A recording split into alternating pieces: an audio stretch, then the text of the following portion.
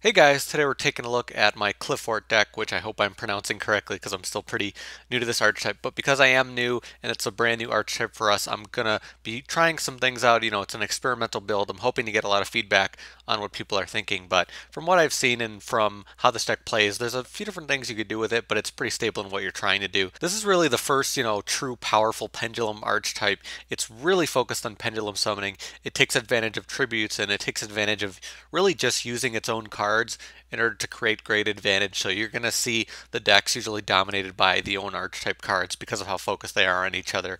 They're also based on computing. I believe that's kind of how a lot of the names are based. Some basis in Judaism, some kind of thing there. I don't really know that much about all that, but that's just some of the basis behind the design of the cards. But for the deck, I'm just going to be, going straight into the cards and talking about what we're trying to do here.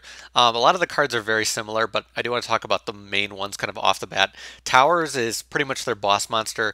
It has really amazing ability to defend itself against most cards in the game. There are only a few things that can deal with it. It's a pretty powerful boss card. The reason you only run two or one, or some decks are not running this at all, it's because it could be a dead draw. You really are able to search it out and get it out when you need to in certain times. So it's really up to you and how you're building it. But as we start to see more competitive play, you might see this kind of not be used as much. We're using 3 Scout, pretty much the main card for this deck because it searches out whatever you need, sets up your Pendulum summoning really, really well. Obviously a big key component to this deck. Then we have 2 Odd Eyes Pendulum Dragon, another searcher because we have, that Pendulum card Scout in the deck, so we use this Search Out Scout, which is, again, the main card to the deck. And then we're using 2 Trampolynx, a really nice card for this deck because you're able to bounce things, so you can set up the Pendulums you want, you can reuse Scout and things like that. So it allows you to do some very powerful plays to set things up very quickly, which is definitely nice in how you're trying to do things. And then we're using a lot of the other ones. There's not really much to talk about. Pretty much all of them, they have various levels. They become, 1800, 1000 when they are normal summoned without the tribute. You can tribute summon with them. You can special summon with them depending on what they're doing. When they special summon, they also, get that 1800, 1000. So it's really important that you're special summoning them when you're trying to get out more powerful things to activate some of their tribute effects, like bouncing and summoning and doing all kinds of things. So really not worth talking about the specifics of each card, but that's going to be the main idea behind summoning all of them. Shell is sort of the alternate boss. It has a very powerful effect, allowing it to attack twice and do piercing damage. So just those combinations make it very, very powerful in what you're trying to do. And you'll see the various scale levels 1 and 9 and the various levels that'll just come into play with how you're trying to build the deck. For the spells, we're going to be running 2 MST, not again essential in this deck, but can be useful to deal with certain things that will really annoy you. 2 Pot of Duality, helping our consistency.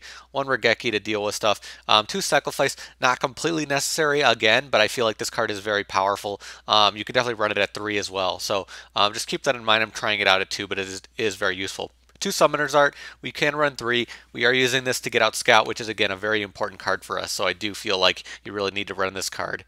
3 Upstart Goblins, adding to the consistency of this deck. You want to get what you need very quickly, so that's why we're running Upstarts. For the back row, very light on back row because we don't really have room with what we're trying to do. We are running Qlimate Change and Qlipper Launch. I feel like Qlipper Launch is really nice. It's kind of like a limiter removal for our deck. It allows us to do a lot more powerful plays than other cards that we could use, but we're only running one of it. Qlimate Change gives you some recyclability to get out what you need more quickly and summon things in tribute. So I do like having one of this. Both of these cards are again not essential in this deck, because you can focus on just one strategy and not, require things like that. We are main decking 3 Skill Drain, which is pretty normal for this deck because it's just so powerful that Skill Drain really doesn't touch any of our stuff, so it just becomes very, very powerful in this deck. But otherwise, just a few staple traps that we do have room for. Cards like Torrential Tribute actually benefit us a lot because we can just keep Pendulum summoning things over and over again.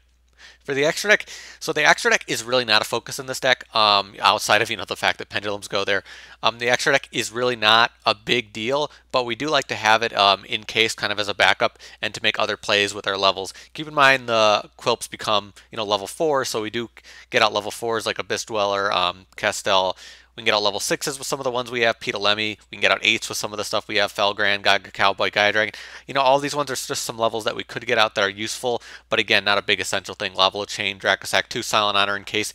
Ragnazero because of the fact that our pendulums make our opponent's monsters all lose attack. So Ragnazero is actually a very powerful card in this deck. Big Eye, Volcsaurus, Heartlandraco, Photon. just staples, not really anything too specific, just things that we could get out that might be useful in certain situations. So now for the side deck, if you haven't seen a video of mine before, in the side deck I kind of just like to talk about other recommended cards, other powerful things that might be useful for the deck, some ideas I've seen around. Because it's a skill drain deck, you could run things like Beast King Barbaros if you want, but I just feel like it's not necessary. You can combo this deck with Monarchs, which seems to work okay, but it doesn't seem as powerful as, this more pure build. Dark Hole, again, we can easily, benefit from cards like that. Dimensional Fissure we can easily run because the graveyard is not much of a thing for us to consider. Forbidden Chalice, again, a card that deals with effects, could be useful for us to, either use aggressively or defensively, depending. Laser Quip, I feel like, is not as necessary for this deck. You can run it, but we were able to do our things without having this, so I feel like it's not a big deal for us. Limiter Removal, I was very close to putting this in. It could be very powerful, but again, I don't think it's really that necessary. Night Beam can be useful for this deck because you might want to deal with something like MST before you start Pendulum summoning.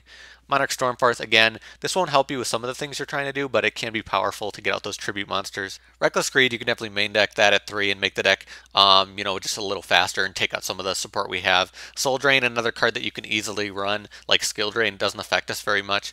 Trap Stun, again, could be powerful for us.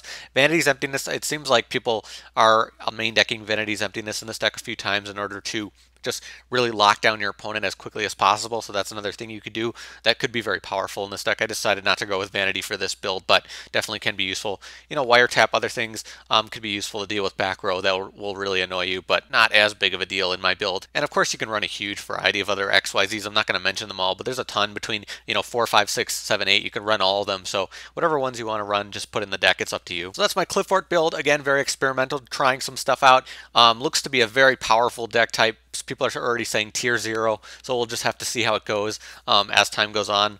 I'm definitely excited that there is a Pendulum deck type that actually works. So hopefully we'll see more Pendulum decks in the future, but I do hope they're not, as ridiculous as this deck is seeming to be off the bat. But if you guys do have any suggestions for me, let me know in the comments. Talk about what cards you're using for your Qliphort builds. Just anything that I didn't think about. It's, a fairly new deck, so I'm sure there's some ideas that I haven't seen around that could be really cool that maybe you guys can tell me about. But that's about it for me. As always, thank you guys for watching. I'll see you later.